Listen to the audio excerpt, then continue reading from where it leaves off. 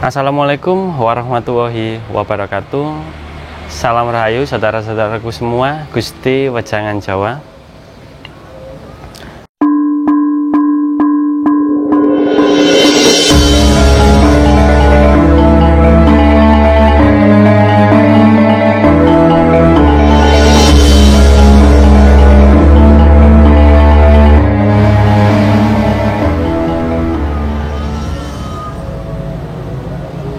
Iya, saudara-saudaraku semua, hari ini saya akan membahas tentang orang sakti di Indonesia, terutama di orang Jawa ini. Karena dari dulu orang Jawa sudah dikenal sakti mandraguna. Terbukti dalam kerajaan Majapahit dan kasatria-kasatria yang ada di Pulau Tanah Jawa ini dan pahlawan-pahlawan yang ada di Pulau Tanah Jawa ini terbukti sakti-sakti dan mempunyai kemampuan yang lebih daripada orang yang biasa. Tetapi saudara-saudaraku semua, orang Indonesia itu, bahkan orang Jawa pun banyak yang meragukan kesaktian orang-orang di Indonesia ini. Ada juga yang tidak hanya meragukan, tetapi juga tidak percaya dengan kesaktian. Ilmu-ilmu yang tidak kasat mata tetapi bisa terjadi, bisa terwujud. Itu banyak. Saya melihat di konten-konten kreator, konten-konten YouTube dan media-media sosial. Banyak mereka, terutama ya sekarang ini orang-orang milenial yang tidak percaya tentang hal gaib atau sihir ataupun kemampuan supranatural. Istilahnya kemampuan yang tidak bisa dilihat tetapi bisa terjadi dengan kenyataan. Itu juga bisa disebut dengan karomah, teman-teman, saudara-saudaraku semua.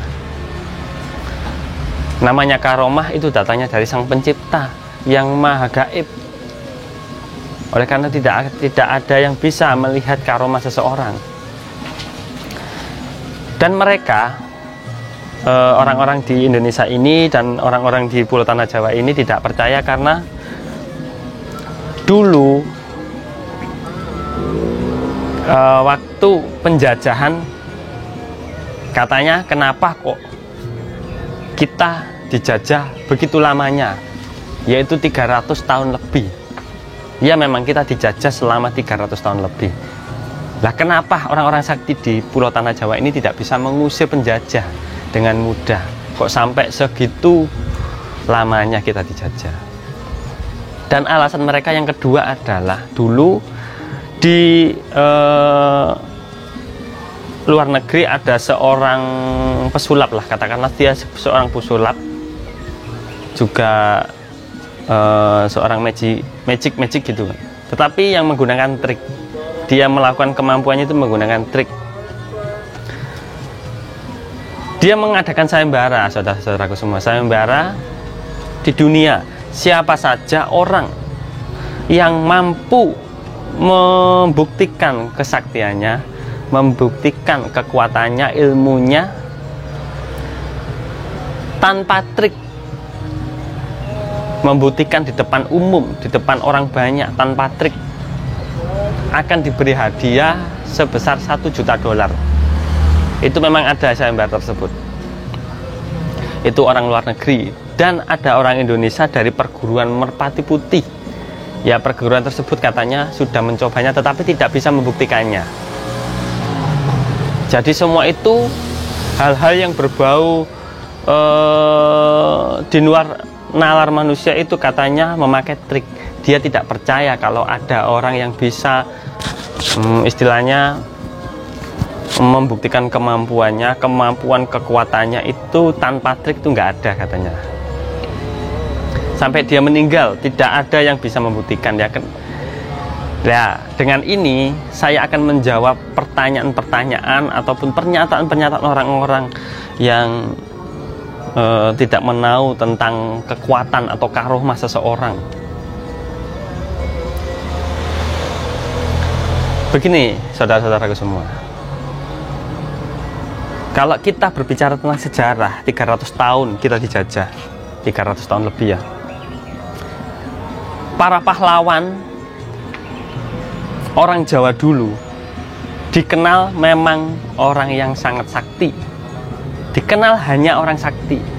Orang sakti itu kenapa? Orang sakti itu pandai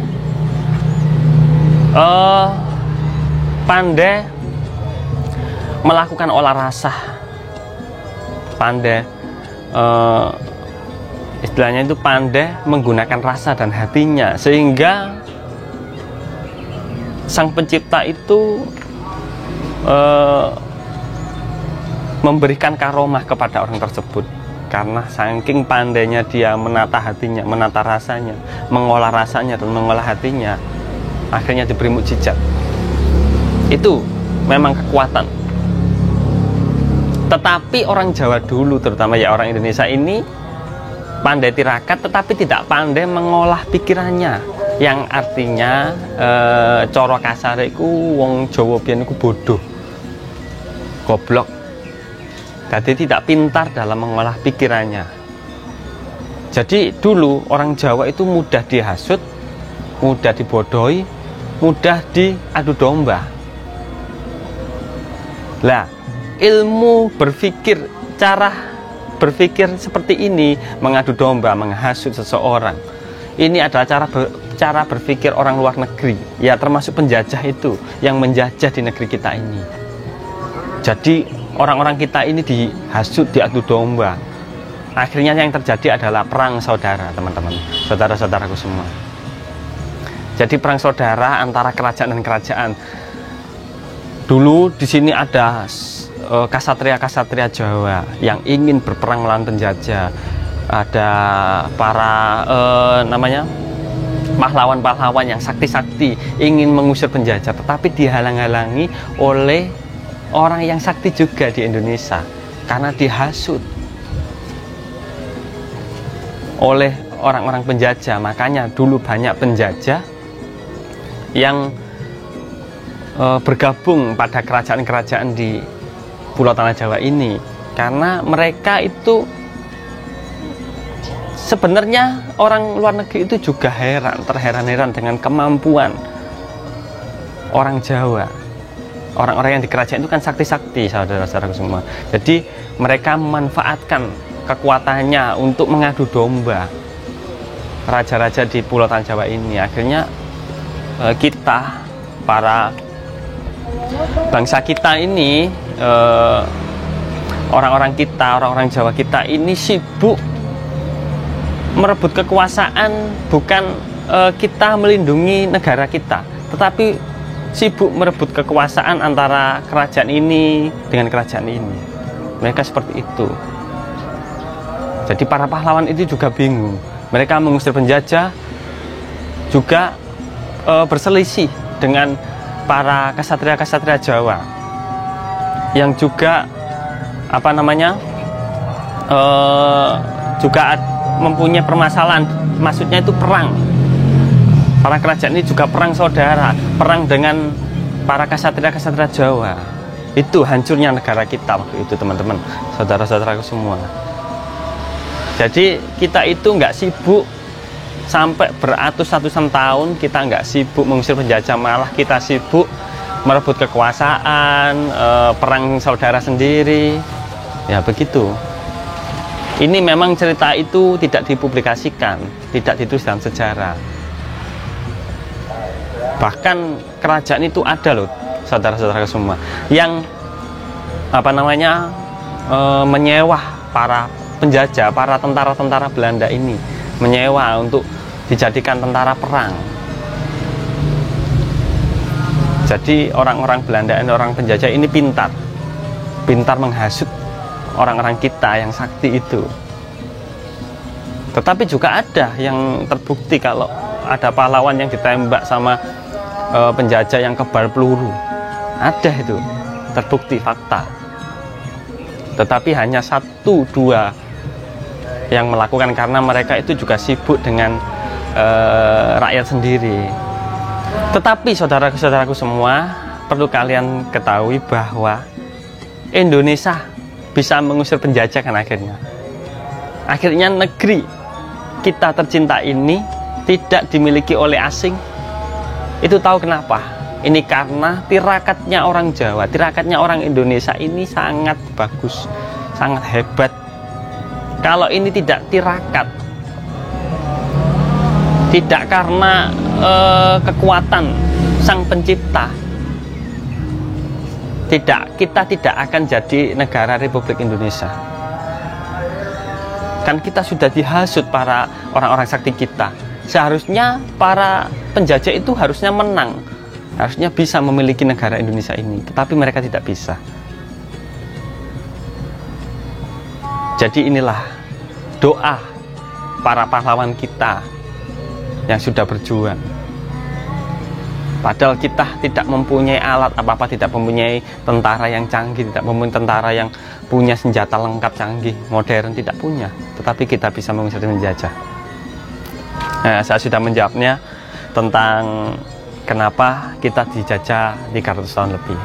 Semoga kalian memahami. Dan untuk yang jawaban yang tadi ada sayembara di luar negeri, siapa yang bisa mengalahkan, maksudnya bisa membuktikan kekuatannya, ilmunya, kesaktiannya, akan diberi $1 juta.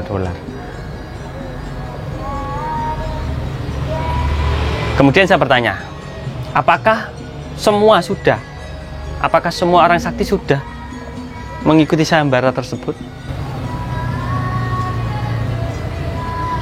Bukan tidak berani, banyak yang belum mengikuti sayembara tersebut. Karena apa? Orang yang sakti itu sejatinya orang yang tidak mau kemewahan dunia. Lah kalau membuktikan kesaktiannya diberikan uang hanya $1 juta, itu bukan iming-iming buat orang yang sakti. Meskipun diberikan rumah sebesar alun-alun, diberikan pulau, orang sakti tetap tidak akan mau kalau yang diberikan hanya isi dunia ini. Karena apa, saudara-saudara semua? Karena orang sakti itu yang sejati itu ya, dia itu mempunyai pantangan. Karena dulu tirakatnya itu suci banget, dia puasa, dia berzikir, akhirnya mendapatkan mukjizat yang luar biasa dari Sang Pencipta. Oleh karena itu dia itu ada pantangan-pantangan yang harus dia genggam, yang harus dia benar-benar dia amanahkan. Apa pantangannya? Yang pertama itu tidak boleh sombong. Kalau orang sakti membuktikan ke publik, ke orang-orang, itu namanya sombong. Dan yang kedua, orang sakti tujuannya itu apa? Dia diberi mukjizat kepada Sang Pencipta, kepada Sang Maha Gaib. Dia tujuannya untuk menolong orang tanpa pamrih, menolong, membantu orang yang kesusahan, menolong orang yang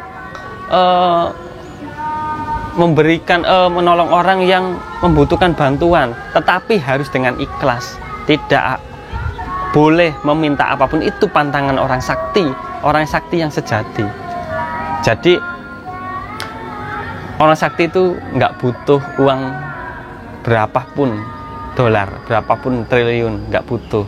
Karena yang dia anggap indah dan dia anggap segala-galanya adalah bukan kemewahan dunia, bukan isinya dunia ini, tetapi tempat yang indah menurut orang-orang yang sakti, orang-orang yang berkaromah adalah di sisi Tuhan Sang Pencipta.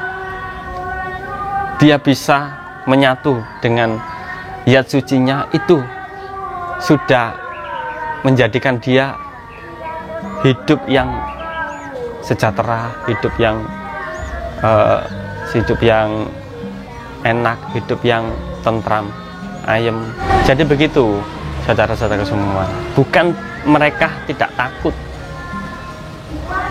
bahkan bukan mereka takut untuk membuktikan, bukannya dia tidak bisa membuktikan, tetapi tidak ada untungnya dan tidak ada